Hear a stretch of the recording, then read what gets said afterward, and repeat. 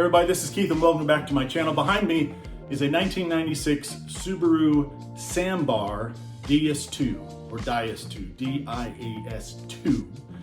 I purchased it a few weeks ago from Mayberry Mini Trucks in North Carolina. I'll do a complete review of Mayberry Mini Trucks in a few weeks. Then currently I'm waiting for the title.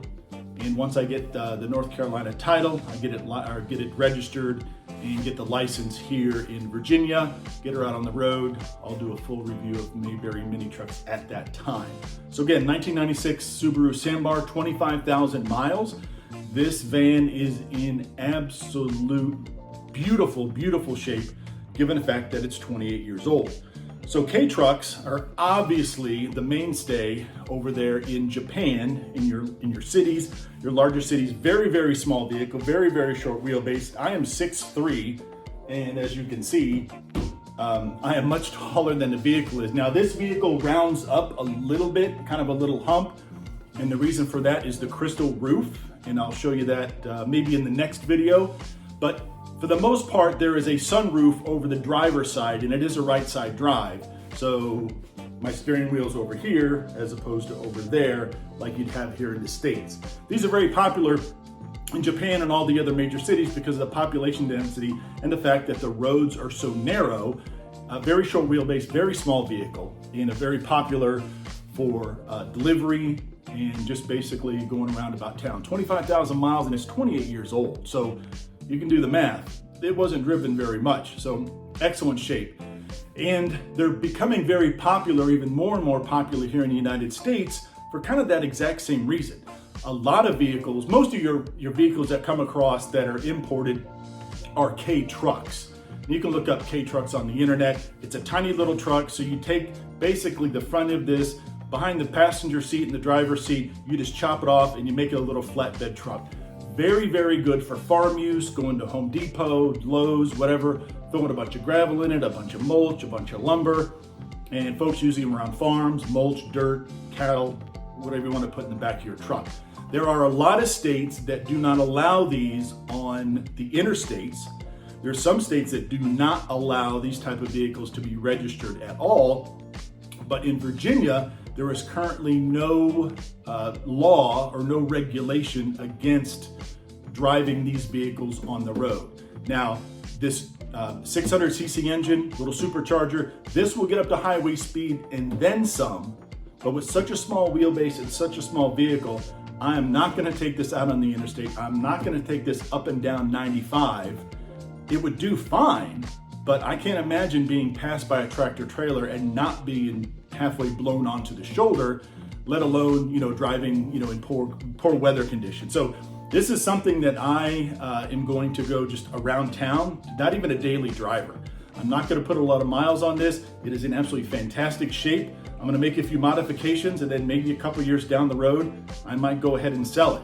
So let's do a quick tour around the vehicle. So if I can work this iPhone and not make everybody sick, we will certainly endeavor to do that. So let me see if I can turn it around, turn the camera around. It's not even gonna let me do that. So I don't even know what I'm doing.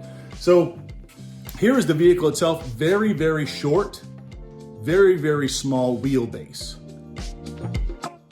All right, so here she is from the corner. Very clean, very few dings, very few nicks. A lot of the K-Trucks have the little rain drip guards. This door slides all the way open, and I'll show you the passenger, actually that's the driver's side in a second. Plenty of visibility, which is absolutely fantastic.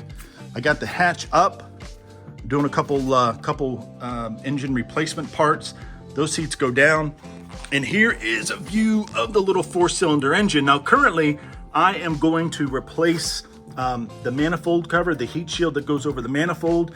Here is the brand new piece that I'm going to put on there.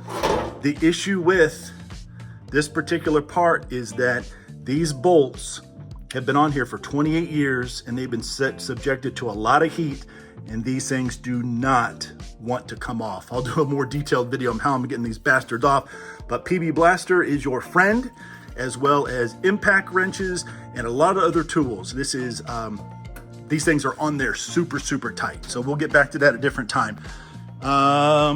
I got the passenger, darn it, it's the driver's side. I'm gonna say passenger side all day long.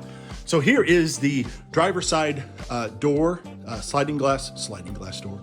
The sliding van door that is actually open.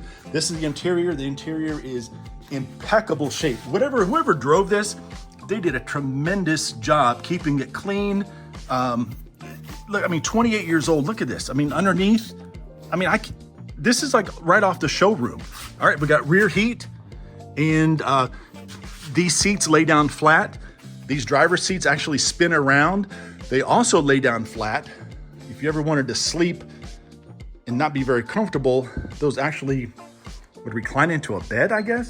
So as we go into the driver's side here, so there is our wheel, and that's it. It is tight quarters in there, but there is a ton of headroom. The battery is actually under the passenger side seat. Put in some new battery cables, replaced the factory battery cables, and I'll show you those as well. Now up on the roof, this is what really sold it for me. So this is the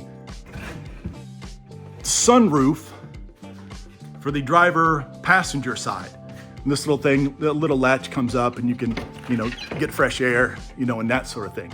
But the really cool thing about this crystal roof, as they call it, you've got the, you pull the shade back, and I'm in the garage and I don't have her started, but this entire piece slides back and slides up and comes all the way back. So this is entirely open, and you can run that down the road. It doesn't have to be closed. You can certainly run that. The glass, the roof, everything is in fantastic shape. Small little piece of surface rust up here that I'm gonna take care of. But other than that, this thing is absolutely in great shape.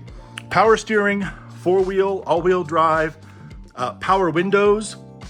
The windows on these sliding glass doors, because I'm gonna keep calling them that, are manual. And the cool thing about it, they come down halfway, and there's a little button, kind of a child safety button. You push the button in and you can roll the window all the way down. So if you have little kids, you would obviously want to keep that up top, keep it rolled up for safety reasons. And again, then we're back around in the front. There are no airbags, but there's seat belts and everything else, emergency brake. This is an automatic. It's a little 4-cylinder. So, she travels very well. She sounds like a little putt-putt car, but I'll be doing a tune-up. Again, only 25,000 miles. So I'll be doing a tune-up to get her squared away. Stereo, all that stuff. So whoever was the previous owner or owners, they did an absolutely fantastic job taking care of this vehicle. So that was just a quick overview of what I have.